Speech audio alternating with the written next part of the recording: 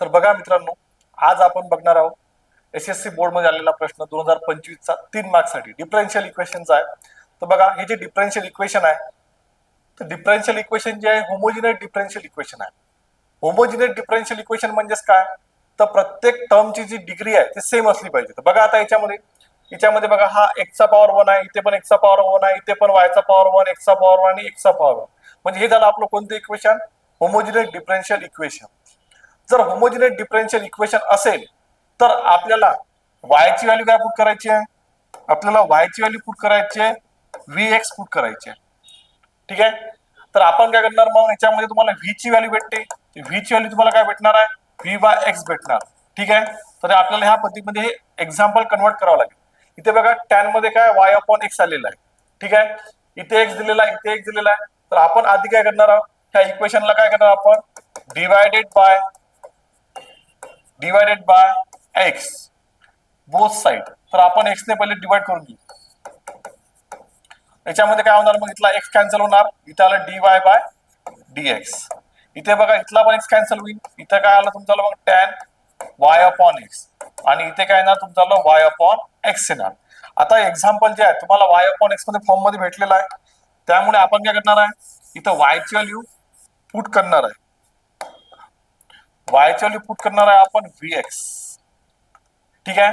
म्हणजेच आपण याला कसं लिहू शकतो, याला लिहू शकतो आपण y upon x is equal to v. ठीक आहे. बघा आता एक्झाम्पल आपलं कसं कन्वर्ट होणार, पहिले आपल्याला डिफरन्शिएट करून घेऊ. डिफरन्शिएट जर आपण केलं, differentiate with respect to x, derivative of y झाला तुमचा dy by dx is equal to v common काढला, इथे यू इंटू यू लागणार, डेरिव्हेटिव्ह एक्स आला आपला 1, पुन्हा एक्स कॉमन काढला आपण, डेरिव्हेटिव्ह ऑफ व्ही झाला dv बाय dx. आपल्याला dy बाय dx ची व्हॅल्यू भेटली, ते आपण आपल्या इक्वेशन मध्ये पुट करू. आपलं इक्वेशन कसं बनणार मग? v plus x dv upon dx is equal to tan y upon x झाला तुमचा v plus y upon x झाला तुमचा v. दोन्ही साइडने v आहे, तर v होऊन गेट कॅन्सल. मग आपल्याकडे काय भेटलं? x dv upon dx is equal to tan v. तर आता बघा, आपल्याला याचं इंटिग्रेशन काढायचं आहे. इंटिग्रेशन काढण्यासाठी आपला सेम टर्म एका साईडला लागणार. आता dv सोबत टॅन v आणावं लागेल आपल्याला, आणि x सोबत dx आणावं लागेल. तर बघा आता इकडे काय होणार मग? x सोबत dv, हा dx टॅन ला मल्टिपल झाला, टॅन v इंटू dv.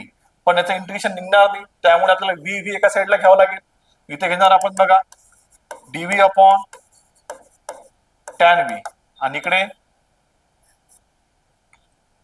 इथे एक्स पाहिजे होता आपला.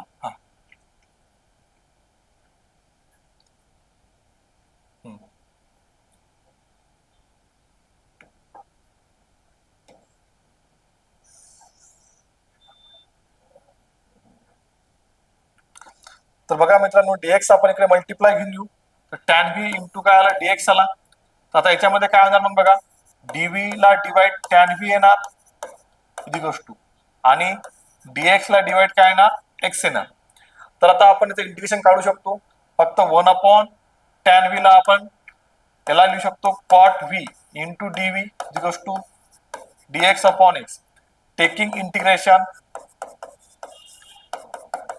Integration on both side.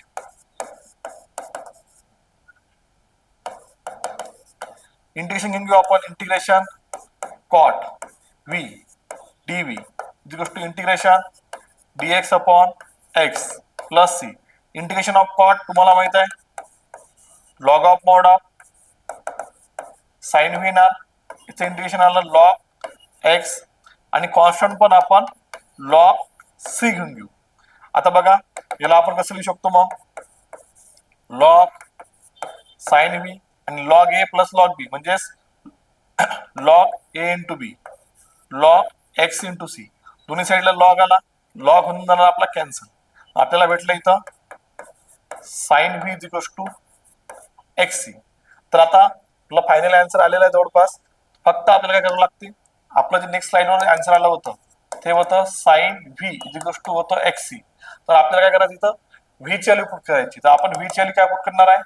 Sign y upon x is to x c, हे झालं आपल्याला डिफरन्शियल इक्वेशन सॉल्व. तर बघा, व्हिडिओ आवडला असेल तर लाईक करा.